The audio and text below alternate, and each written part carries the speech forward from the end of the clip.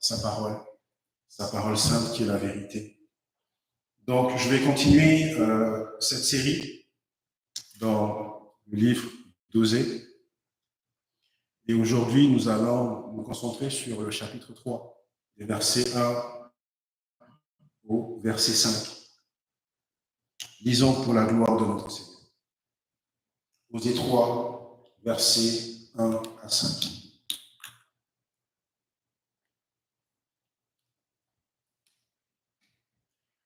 L'Éternel me dit, va encore et aime une femme aimée d'un amant et adultère.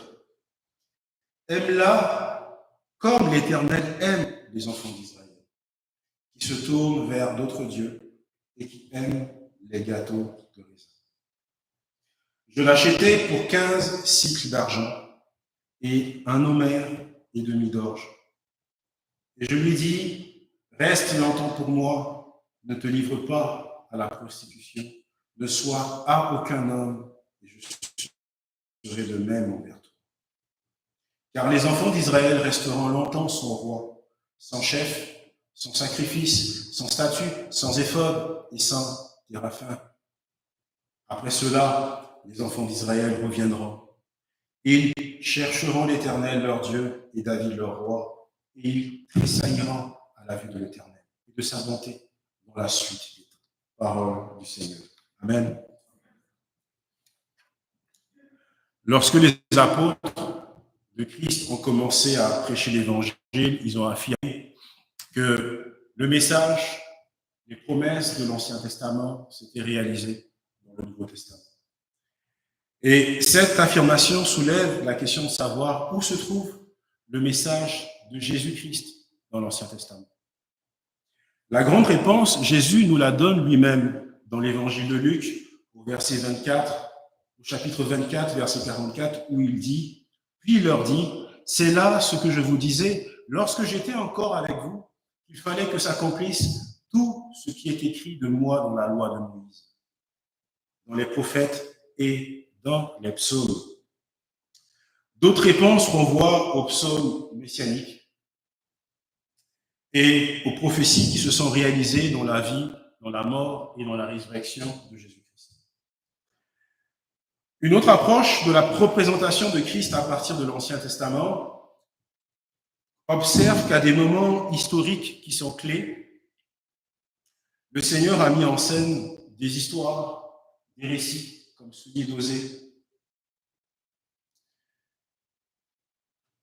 qui décrivent avec force ce que Jésus-Christ allait faire.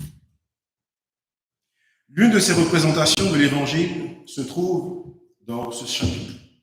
Nous avons vu au chapitre 1 qu'Osée a reçu l'ordre d'aimer une prostituée, illustrant ainsi la manière dont Israël avait rompu ce lien fidèle, ce lien d'amour avec son Dieu. Le chapitre 2 montre le prophète en train de subvenir aux besoins de son épouse infidèle.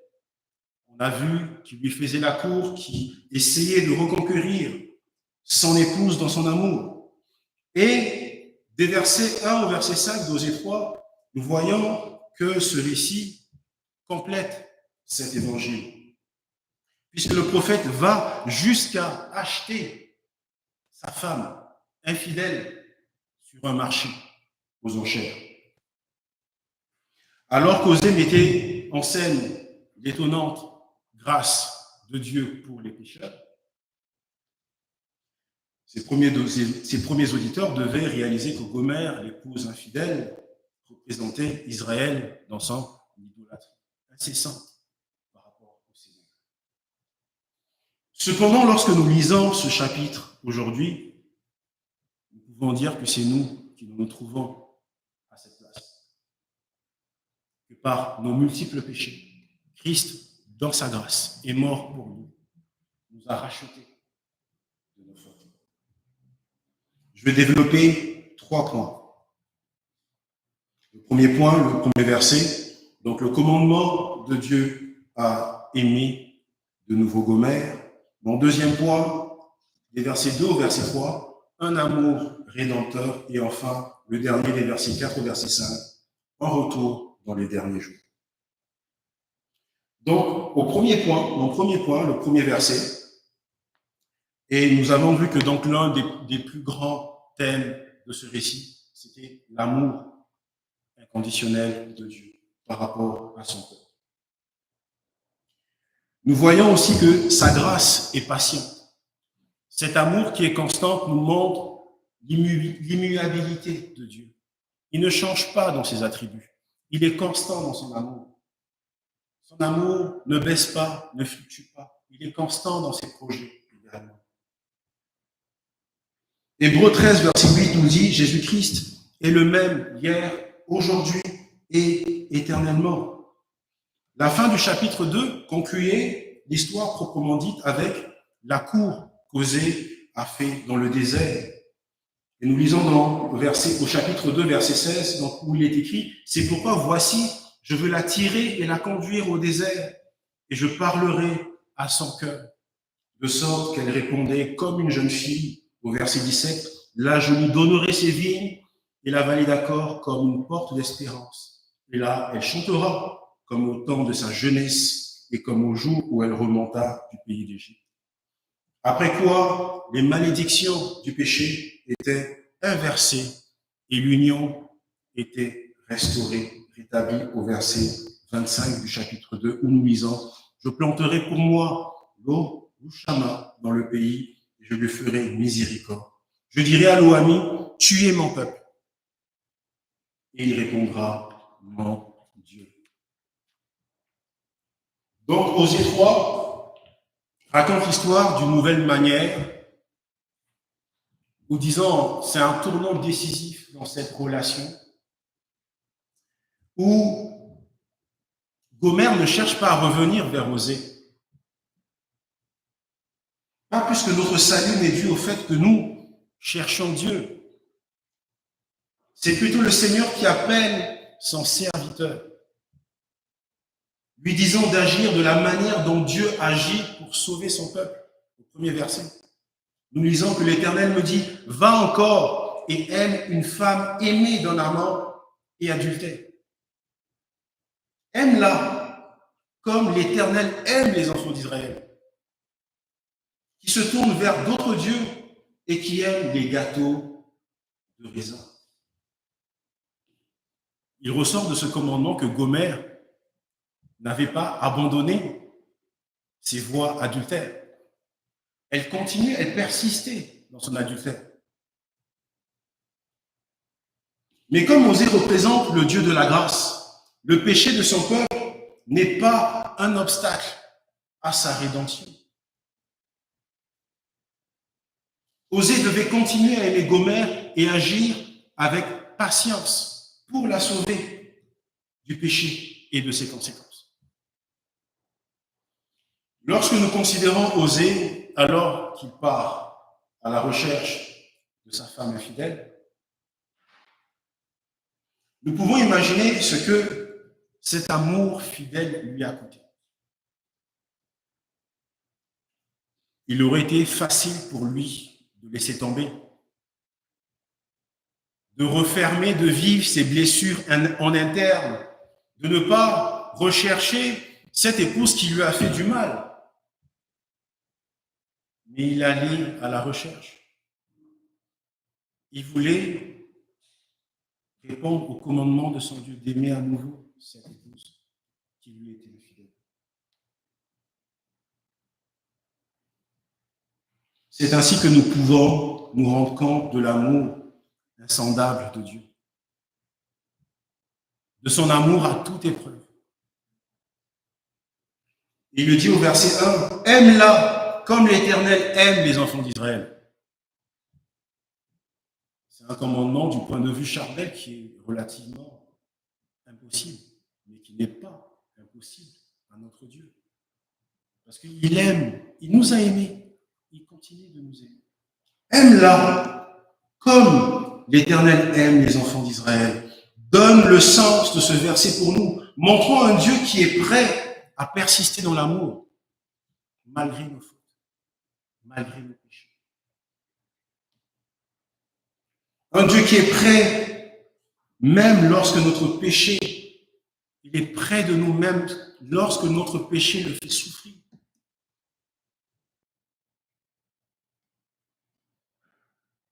Si l'indignité de Gomère pour un tel amour est démontrée par son adultère continu, la même chose est révélée pour Israël par son idolâtrie incessante. Israël persistait dans son idolâtrie, mais l'Éternel, dans son infini amour, dans sa grâce abondante, continue d'aimer son peuple. L'état dans lequel Israël se trouvait est évoqué dans la référence finale d'Osée 3, verset 1, qui déclare qu'ils aiment les gâteaux de raisin. C'est pas que les gâteaux de raisin sont mauvais en soi. On en mange, c'est très bon. Mais c'est juste que ces gâteaux étaient symbolisés des rituels sataniques, idolâtres à ce moment-là, lorsqu'ils adoraient Baal. Donc ils se tournaient, lorsque le Seigneur aimait Israël, Israël aimait ces idoles-là. Donc se détourner complètement de l'amour de son Dieu.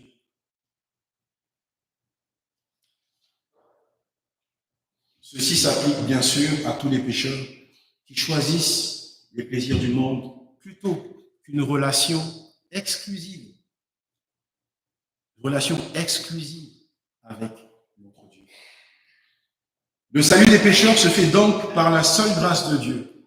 En effet, seul Dieu peut réparer la brèche de notre péché en pardonnant notre culpabilité et en purifiant nos péchés.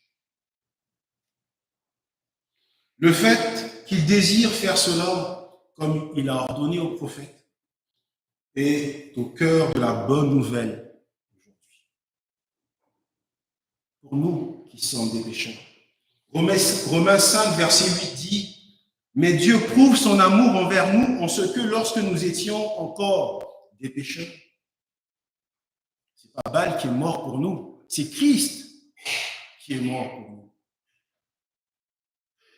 Et donc c'est précisément la nature étonnante et merveilleuse de l'amour de Dieu pour les pécheurs qui met en évidence cette grâce abondante à l'égard des pécheurs.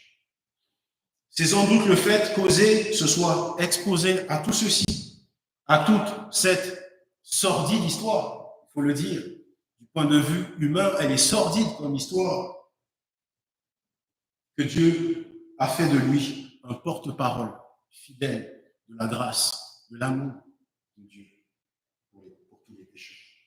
Et il devrait en être de même pour nous, que notre propre expérience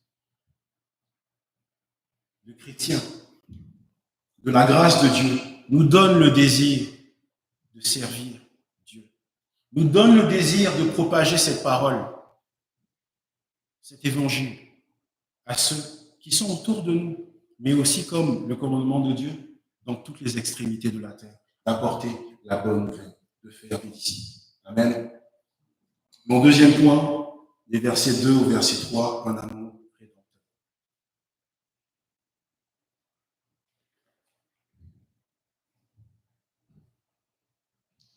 Et donc, alors qu'Osée allait de l'avant pour aimer à nouveau son épouse, sa femme infidèle, il la trouva non seulement avec un amant, son amant, mais sur le marché, aux enchères des esclaves. Il n'a pas trouvé avec son amant, mais elle était sur un marché, dans une vente aux enchères. On ne nous dit pas dans la parole de Dieu comment elle en est arrivée là, mais le fait qu'elle se soit retrouvée si démunie, si déshonorée, qu'elle ait été vendue, c'est pas quelque chose de très flatteur, ni pour elle, ni pour ses amants. Il en va toujours ainsi avec le péché, qui nous laisse dans un état de désastre total, complet. Ça paraît beau au début, mais ce sont des relations qui sont brisées, des familles qui souffrent de ce péché-là. Et ce que nous voyons ici, une fois de plus, Osée devra payer un prix pour récupérer son épouse. Vous vous rendez compte que c'était sa femme, mais il devait encore débourser de l'argent pour acheter son épouse. Cette fois, le prix sera réglé par l'enchère qui aura lieu sur le corps de son épouse. Nous ne connaissons pas précisément la manière dont les esclaves étaient vendus dans l'ancien Israël, mais dans les anciennes régions du monde, les esclaves étaient vendus, ils étaient tous dénudés, en fait, devant tout le monde, et les gens montaient les enchères. Ça allait comme un cycle d'or, un cycle d'argent, et ainsi de suite, et ainsi de suite. Et donc, une fois de plus, Osée devra partager la honte de Gomère. Et ça, c'est pour la reconquérir son épouse qui est infidèle et qui est allée vers d'autres amants. Il semble que lorsque le Seigneur lui a ordonné d'aller aimer à nouveau, c'est le scénario que le Seigneur avait, parce qu'il ordonne de l'aimer à nouveau et d'aller la récupérer. Et donc, nous lisons au verset 2, « Je l'achetai pour 15 cycles d'argent et 1 homère et demi d'orge. » Je l'achetai pour 15 cycles d'argent et 1 homère et demi d'orge. Donc, on peut donc estimer que l'offre totale est à environ 30 cycles d'argent, parce que lorsque nous lisons au Exode 21, 32, nous voyons que c'était le prix d'un esclave à l'époque. Donc, nous lisons Exode 21, 32, « Mais si le bœuf frappe un esclave, homme ou femme, on donnera 30 cycles d'argent au maître de l'esclave et le bœuf sera lapidé. » Donc, on voit qu'il n'avait que 15 cycles d'argent. Et donc, il a rajouté avec d'autres choses pour avoir les 30 cycles d'argent pour acheter son épouse infidèle. Avec cette offre, il n'y avait pas de rivaux. Il n'y avait personne pour récupérer Gomère et Osée est devenu le propriétaire de Gomère, devenu le propriétaire de son épouse. Considérons maintenant la situation du côté d'Osée. Il s'agit d'une femme qui lui a coûté sa loyauté, qu'il a vécu tout type d'humiliation, de peine, de douleur. James Boyce commente, c'est frappant, Osée pouvait faire ce qu'il voulait d'elle. S'il avait voulu la tuer par dépit, il aurait pu le faire. C'est un peu les récits qu'on voit dans le monde. À la télé, quand il y a de l'infidélité, c'est soit une famille qui va en cendres, parce que soit le père ou la mère ne peut pas vivre, donc je décide de brûler tout le monde. Allez, on va tous en enfer. Mais, en effet, là, c'est qu'Osée pouvait faire tout ce qu'il voulait. Il pouvait la tuer aussi. C'est pourtant à ce moment-là que l'amour d'Osée, qui est une illustration de l'amour de Dieu pour nous, a brûlé le plus fort. Son amour était au-dessus de la vengeance. Son amour était au-dessus de tout, au-dessus de ce que Gomère avait fait. Au lieu de chercher à se venger, il a mis les vêtements de Gomère sur elle. Il aurait pu la laisser dénudée comme ça. Mais il a pris les vêtements de Gomère. Il a revêtu Gomère. Il l'a emmené dans l'anonymat de la foule et a revendiqué l'amour de Gomère qui lui revenait de droit. Le verset 3 rapporte le message du prophète à sa femme esclave. Et je lui dis, reste longtemps. Pour moi, ne te livre pas à la prostitution. Ne sois à aucun homme et je serai de même envers toi. C'est une marque d'amour. Une marque d'amour, comme on le dit, inconditionnel. Nous aussi, nous avons un amour qui fluctue. Mais comme je l'ai mentionné, Dieu, lui, il est immuable, il ne change pas. Cet amour est là pour le pécheur. C'est par amour qu'Osée avait recherché sa femme pécheresse. Posons-nous la question maintenant. Est-ce que Dieu nous aime ainsi? La réponse est oui. Il nous aime malgré nos multiples péchés. Aussi graves qu'ils soient. Il nous aime.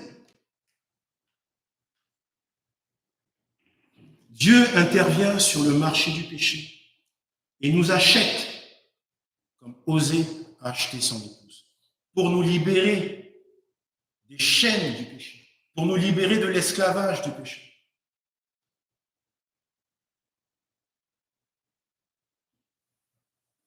Jean 3,16 déclare « Dieu attend d'aimer le monde qu'il a donné son Fils unique. Le temps qu'aimer n'est pas anodin. » Ce passage est un résumé concis du message de l'évangile du Christ, liant les événements de la mort de Jésus à l'amour de Dieu pour le monde qu'il a créé, pour sa créature. Dieu a véritablement aimé sa création d'un amour incomparable. Christ est venu mourir pour nous en tant que sacrificateur, en tant que notre roi. Et quiconque croit en lui a la vie éternelle et ne sera pas perdu. Si nous nous demandons ce que cela signifie, il nous suffit de regarder Osée, comment il a agi, comment il a opéré avec son épouse, lorsqu'il va payer le prix de sa liberté en demandant son amour en retour. Et cela démontre également l'amour rédempteur de notre Dieu. Et donc les spécialistes de l'Ancien Testament débattent sur le verset 3 de ce chapitre 3, en grande partie, disons, à cause de la clause finale. Et que veut dire exactement « et je serai de même envers toi » ? Et je serai de même envers toi. Donc certains disent que Osée reprend Gomère à s'abstenir seulement d'adultère, mais de toute relation intime avec qui que ce soit, même avec lui aussi, même avec Osée. Lui-même s'engage à la même abstinence de son côté.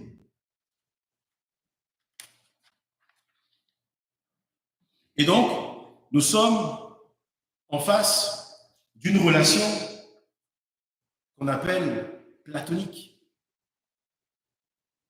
d'une relation d'où le couple est affecté par le péché. Donc, il n'y a aucun rapprochement, il n'y a aucune intimité, et chacun vit de son côté. Mais selon cette interprétation, le mariage n'est pas véritablement rétabli. Ceux qui sont allés à l'encontre de l'objectif du récit. Donc, plus vraisemblablement, le prophète mettait en place une période qui était qu'on appelle période de probation, une période de sevrage pour Gomère et ainsi que pour lui. La vie conjugale serait reléguée en second plan, mais l'intimité spirituelle reviendra au premier plan. C'est ainsi, en fait, lorsque on a des difficultés de couple, ainsi de suite. Et c'est ce qui fait aussi que c'est important d'être marié dans le Seigneur, parce que nous savons que nous pouvons nous approcher de notre Dieu, que dans des difficultés de couple, nous pouvons nous asseoir, prier ensemble, même s'il n'y a pas, disons, un engagement conjugal, mais l'engagement spirituel fait que tout puisse découler et revenir à la normale par la suite. Amen. La principale raison de cette interprétation est le parallèle entre les nombreux jours. Reste longtemps, d'Osée 3, du verset 3 plutôt, et les nombreux jours, reste longtemps, du verset 4, qui se réfère clairement aux années d'exil peuple d'Israël. Ainsi, Gomère pratiquerait l'abstinence intime pendant un certain temps. Puis, dit-il en substance, et je serai de même envers toi. Il fera de même également envers Gomère, parce qu'on peut se dire, dépendamment, il y a peut-être plus de relations de confiance, ainsi de suite, il y a quelque chose qui est brisé. Donc, il se donne cette période de pouvoir se rapprocher de Christ. Intimité spirituelle, afin que le Seigneur puisse remettre, de faire revivre tout dans ce couple. Cela est logique à plusieurs égards. D'une part, il est difficile d'imaginer, oser, entrant immédiatement dans des relations intimes avec elle, et ainsi de suite. D'autre part, il serait important pour elle de sevrer son cœur, de se repentir, de réparer ses erreurs et de se restaurer. Il en va de même de tout pécheur. Nous nous repentons de nos péchés, nous réparons nos erreurs, et le Seigneur, par sa grâce, nous restaure.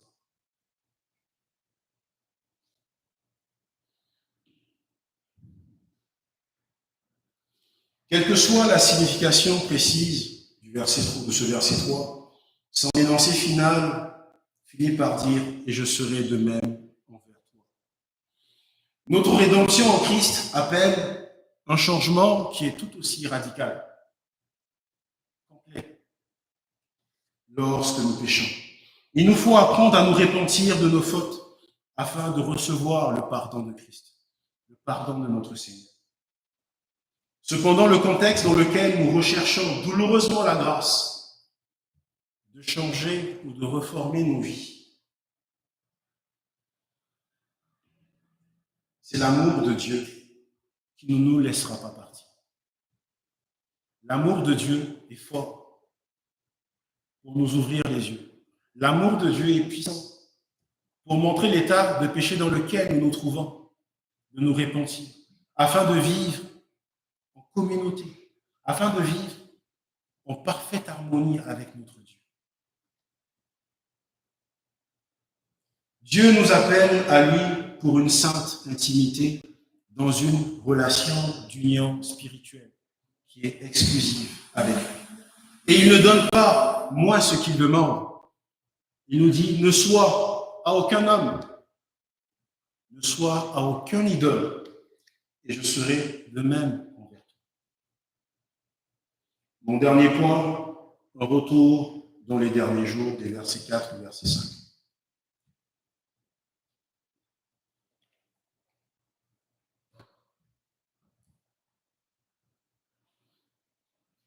Et donc, malgré ce message important de l'amour divin, le message dosé ici, dans ce chapitre 3, s'adresse à l'origine au peuple d'Israël.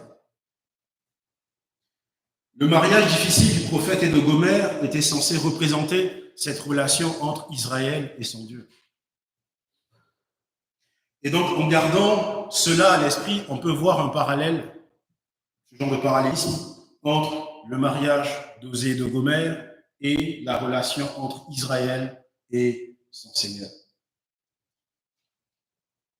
Tout comme Gomère doit subir une période de sevrage où elle est délivrée du pouvoir du péché, l'exil engloutira bientôt les 10 tribus du Nord. Nous lisons au verset 4, « Car les enfants d'Israël resteront longtemps sans roi, sans chef, sans sacrifice, sans statut, sans éphod et sans téraphim. » Et ce sont des ressources auxquelles le peuple d'Israël avait mis toute sa confiance.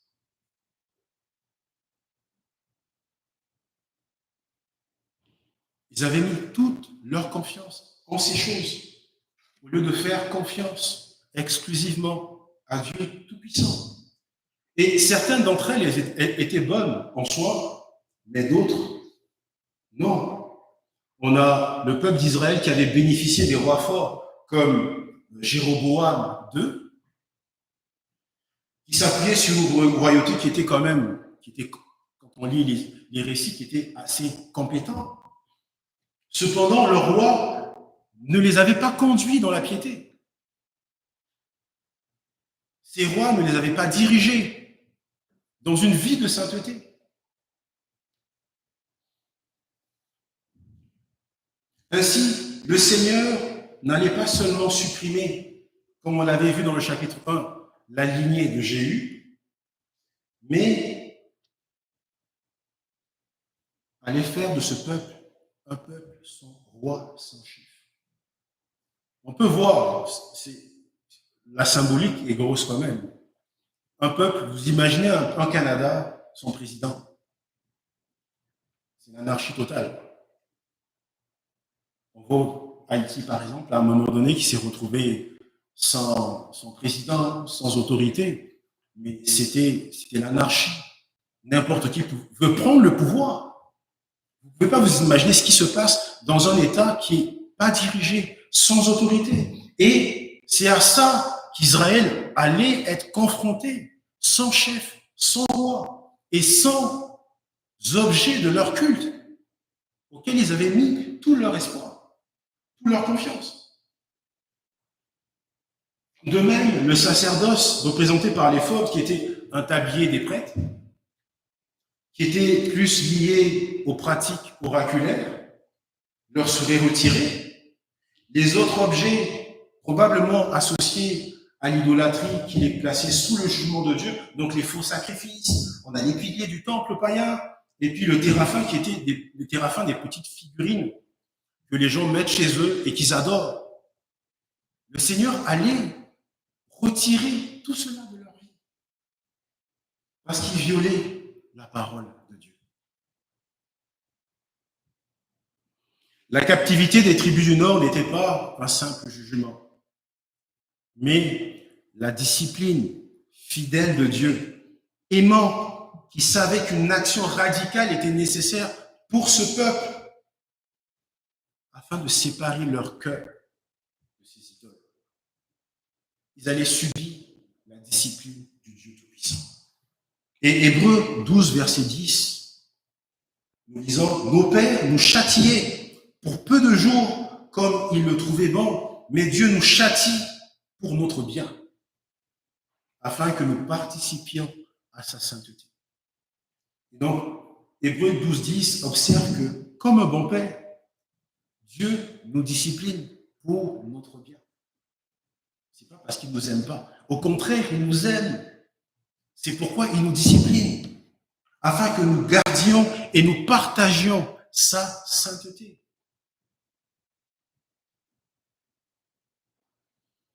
Tout comme Gomère avait besoin d'abstinence pour maîtriser son idolâtrie, les Israélites avaient besoin de s'éloigner des institutions de leur pays qui les avaient conduits à une impiété et à une idolâtrie envers Dieu. Duane Garrett, un spécialiste de l'Ancien Testament, écrit « Par analogie, Israël sera pour un temps sans monarchie, sans sacerdoce et sans idole. À la fin de sa période de probation, l'idolâtrie ne reviendra jamais, mais une monarchie purifiée et un véritable culte reviendront. » C'est ce que le Seigneur fait lorsqu'il nous purifie. Nous passons par des épreuves difficiles, où nous souffrons dans notre corps, mais c'est nécessaire pour notre purification. Pour lui, c'est nécessaire de nous l'imposer pour nous édifier, afin d'arriver à une sainteté parfaite avec lui. Tout comme Israël a été châtié par le long exil causé par son péché, Dieu utilise souvent les épreuves pour purifier les chrétiens des pratiques pécheresses. 1 Pierre 1, 6, 7 déclare que c'est là ce qui fait votre joie. Quoique maintenant, puisqu'il le faut, vous soyez attristés pour un peu de temps par diverses épreuves, afin que l'épreuve de votre foi, plus précieuse que l'or périssable, qui cependant est éprouvé par le feu, et pour résultat la louange, la gloire et l'honneur lorsque Jésus-Christ apparaîtra. Amen. Et ici, ce qui est puissant quand même, c'est l'image de l'orfèvre. Je ne sais pas si vous connaissez l'orfèvre. L'orfèvre, je vais prendre un exemple. J'aime bien ces films-là lorsqu'on voit quelqu'un en train de battre le fer dans une fournaise ardente et puis qui la plonge par la suite dans de l'eau et on voit que tous les scories, toutes les impuretés ne sont plus là. Donc, il peut regarder à travers son arme, son épée, le reflet de son visage. Et c'est de cette façon que le Seigneur travaille avec nous.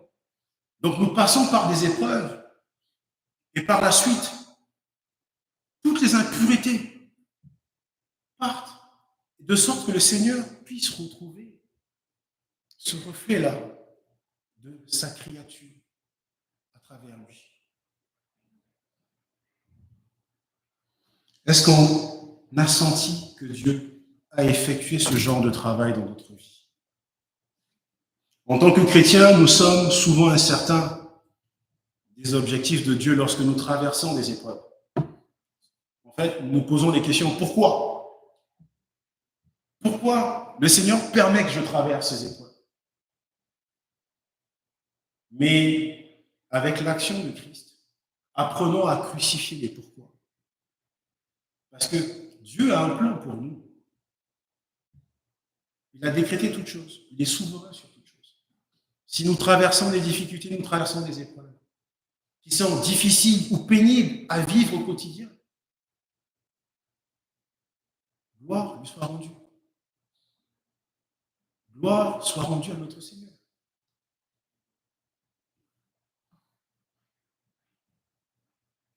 Le jour viendrait pour Israël où ce long processus de purification serait achevé. Son succès se manifestera par le retour du peuple au Seigneur dans une foi véritable et exclusive à son Dieu de grâce. Il reviendrait lorsque la voix de sa parole se ferait à nouveau entendre. Ils chercheront l'Éternel, leur Dieu. Ils chercheront l'Éternel, leur Dieu. En se soumettant avec respect à la bonté que l'amour tendre d'Osée pour sa femme égarée avait mise en évidence. Israël n'adorera plus de veau d'or, mais reviendra en tremblant vers Yahvé, tout en étant humilié. Jean Calvin, dans l'institution de la religion chrétienne, observe que la piété engendre le respect de Dieu. Mais la douceur de sa grâce aussi, agréable qu'elle soit, apprend aux êtres humains à s'émerveiller avec crainte afin de dépendre entièrement de lui, se soumettant à sa puissance. C'est que dans ce travail, dans ce long processus, nous apprenons, lorsque Christ nous libère, à dépendre de son entière grâce, de sa grâce abondante et de son amour inconditionnel. Entendant l'appel de Dieu, le peuple d'Israël reviendra dans la foi à l'Éternel leur Dieu. Et David, le roi, au verset 5. David, bien sûr, est mort depuis longtemps. Mais son descendant héritier, Jésus-Christ, les appellera à la foi salvatrice à son évangile.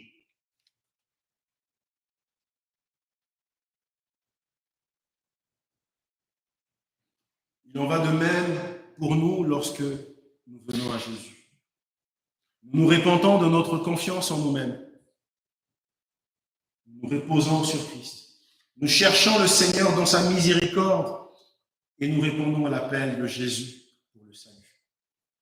Au jour de Christ, il y aura un nouveau peuple de Dieu qui sera unifié.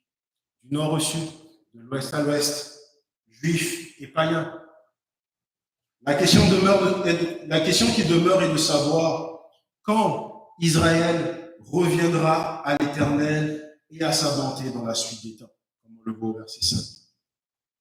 Certains commentateurs et millénaristes considèrent que ce retour aura lieu soit un peu avant le retour de Christ, soit pendant un âge millénaire après la seconde venue de Christ. Mais ici, du point de vue des prophètes, quand nous lisons dans la suite des temps, peuvent signifier toute œuvre rédemptrice, future importante, que Dieu opère. La Bible indique clairement qu'il s'agit avant tout de la période de l'histoire de la première venue de Jésus-Christ.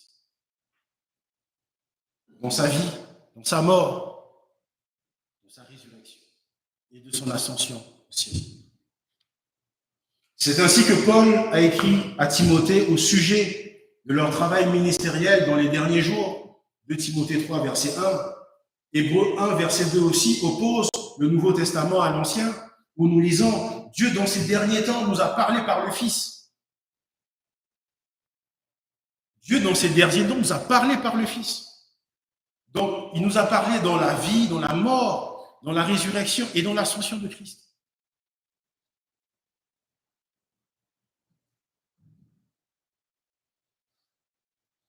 Mais dans la suite des temps et la période de l'histoire dans laquelle nous vivons, alors que l'Évangile va jusqu'aux extrémités de la terre et que tous les pécheurs se détournent de l'idolâtrie pour chercher et adorer le vrai Dieu, le Dieu Tout-Puissant.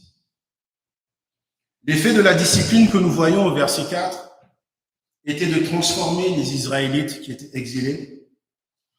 Un point de vue qui est confirmé par la manière dont le Nouveau Testament traite Osée, dans Romains 9, versets 25 à 26, où nous lisons « Selon qu'il est dit dans Osée, j'appellerai mon peuple celui qui n'était pas mon peuple, et bien-aimé celle qui n'était pas la bien-aimée. Et là où on leur disait, vous n'êtes pas mon peuple, ils seraient appelés fils du Dieu vivant. » Et dans 1 Pierre 2, verset 10 aussi, nous lisons, vous qui autrefois n'étiez pas un peuple et qui maintenant êtes le peuple de Dieu, vous qui n'aviez pas obtenu miséricorde et qui maintenant avez obtenu miséricorde. En gardant ce point de vue à l'esprit, nous constatons que l'appel lancé à Israël est un appel qui nous est aussi lancé aujourd'hui. Nous devons abandonner nos idoles. Nous devons abandonner notre péché. Ce péché-là même qui nous éloigne de la face de notre Dieu. Nous devons revenir à lui en cherchant le Seigneur notre Dieu, en nous rendant avec respect à la bonté de sa grâce qui est offerte par son évangile. Tim Chester écrit que Jésus est celui qui, en fin de compte, met fin à cet exil. C'est Jésus qui met fin à cet exil, à cette souffrance. Jésus est le roi promis par Dieu, le nouveau David, qui nous ramènera à Dieu. En conclusion, il nous convient de nous dire que l'histoire d'amour entre Osée et Gomère, le prophète et la prostituée, nous pouvons voir la profondeur de l'amour de notre Dieu. Nous parlons souvent dans nos prières d'un amour inconditionnel. C'est exactement cet amour. Un amour qui ne fluctue pas. Un amour qui va libérer le pécheur de son esclavage du péché. Christ nous a témoigné son amour en mourant pour nous sur la fameux bois. Il est mort de la pire des morts pour nous racheter.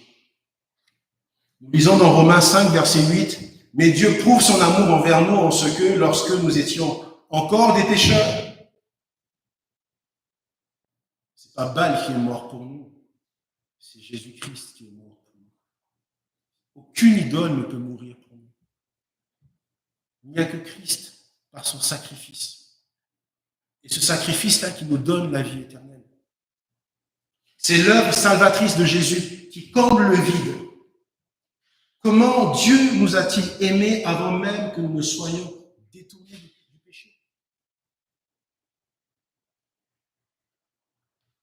Comment Dieu nous a aimés même nous, comment, je prends l'exemple toujours des enfants, d'un enfant. Un enfant qui agit mal, c'est vrai qu'on l'aime, mais nous pouvons sévir avec cet enfant.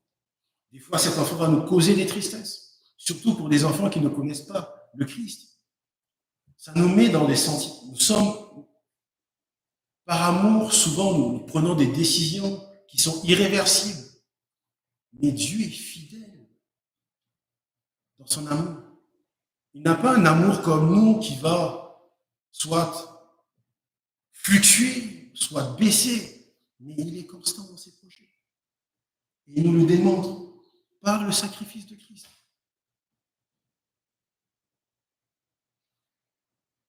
Paul répond, Dieu montre son amour pour nous en ce que, alors que nous étions encore pécheurs, c'est Jésus-Christ qui est mort pour nous. Et nous devons avoir cela à l'esprit. Lorsque tout nous arrive, toutes les difficultés, toutes les épreuves, mais rien que le fait de savoir que Christ est mort pour nous, nous devrait donner cette joie qui est inestimable pour le monde. Le point de vue que nous devons adopter lorsque nous regardons l'attitude d'Osée par rapport à Gomère, car la réalité est que le péché nous réduit à l'esclavage. Notre péché nous réduit à l'esclavage. Lorsque nous débutons, lorsque nous commençons à embrasser le péché. Et ainsi de suite. Ça devient une routine. Mais en effet, c'est l'esclavage. Nous sommes pris dans les chaînes du péché. Et la seule personne qui est capable de nous libérer de ces péchés, c'est Christ. Ce n'est pas par nos propres fautes, nos forces plutôt. Le monde nous offre la célébrité, l'argent, tous les meilleurs emplois qu'on peut avoir dans le monde.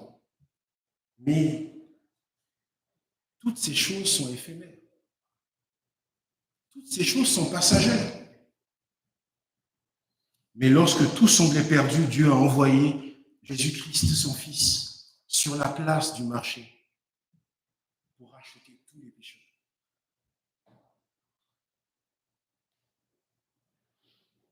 Et il n'y avait pas d'offre plus grande que celle-là.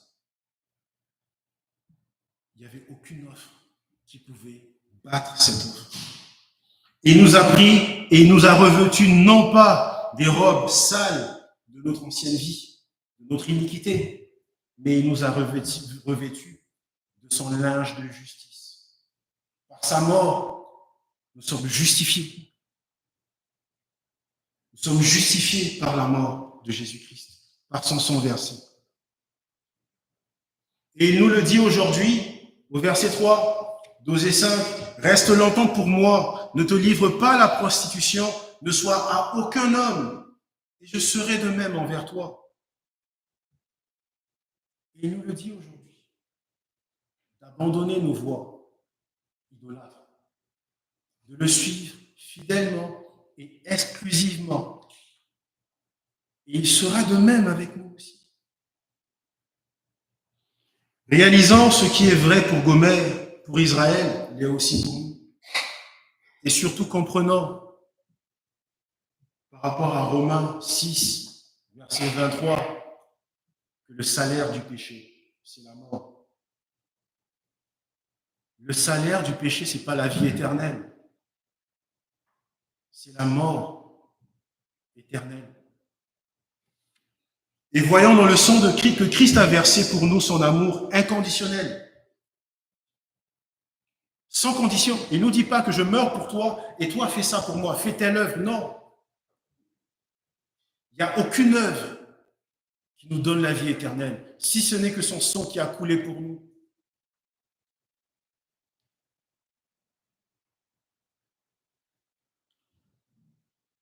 Jésus a non seulement assumé notre culpabilité, mais il a porté notre honte. Lui qui était un Dieu, lui qui était divin, il s'est rabaissé, il s'est humilié en prenant notre nature et en mourant de la pire des manières sur l'infâme bois pour que nous ayons la vie éternelle. Donc il a porté sa honte, notre honte sur lui. Il a pris tout le châtiment qui pesait sur nous, il a pris sur lui.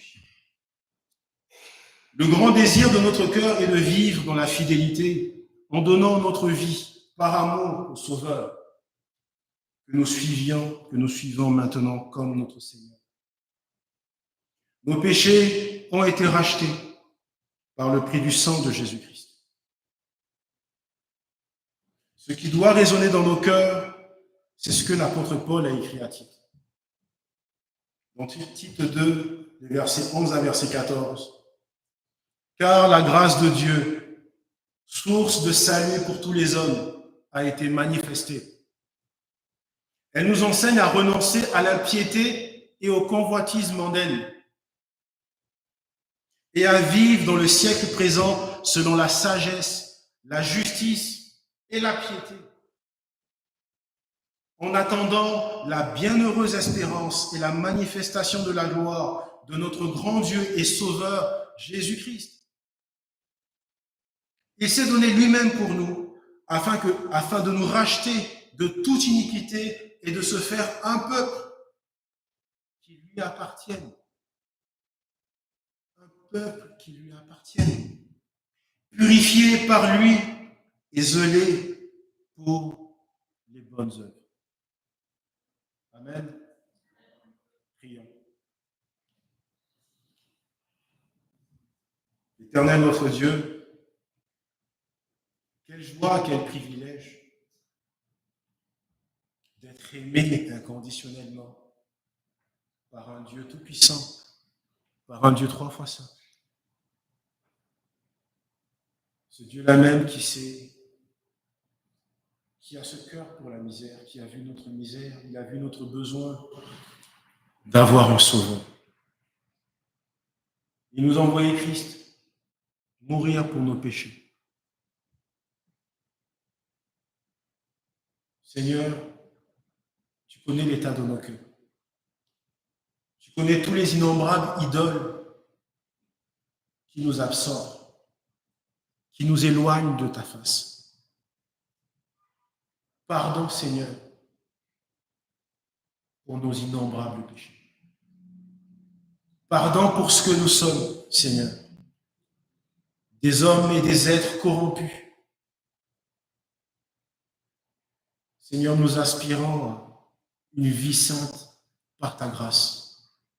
Donne-nous la force, le courage de nous attacher à ta sainte parole et espérer uniquement à Christ qui s'est donné lui-même pour nous sauver, qui a payé un prix pour nous racheter de l'esclavage du péché. Seigneur, tu nous as bénis. Tu nous aimes inconditionnellement, Seigneur. Et comme nous l'avons vu, Seigneur, tu ne changes pas. Parce que tu es le même hier, aujourd'hui, éternellement.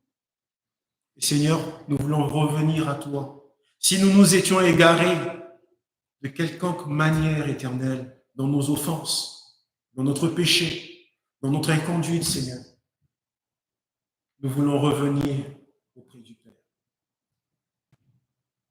Tout repentant, tout humilié, afin de réparer par ta grâce ce que nous avons fait, Seigneur. Parce que nous savons que toi seul es capable de nous laver de nos péchés et de nous rendre plus blancs que la neige, Seigneur. Te prions, Seigneur, de nous restaurer dans ton amour, de nous donner cette espérance, que nous vivions avec toi, que nous allons vivre avec toi, Seigneur. Et que même dans ce monde où nous sommes de passage, que nous ayons à l'esprit que nous courons et nous marchons vers la Jérusalem céleste. Et que tu es là, que tu nous aides par ta grâce, en nous donnant la force, le courage, à travers ta parole, à travers le témoignage de Christ, qui a vécu, qui est mort et qui est monté au ciel pour nos péchés, Seigneur, et pour nous racheter. Que la gloire et l'honneur te reviennent, notre Dieu, notre Père. C'est au nom de Jésus-Christ, le Dieu Tout-Puissant, que nous te prions, Seigneur. Amen. Amen.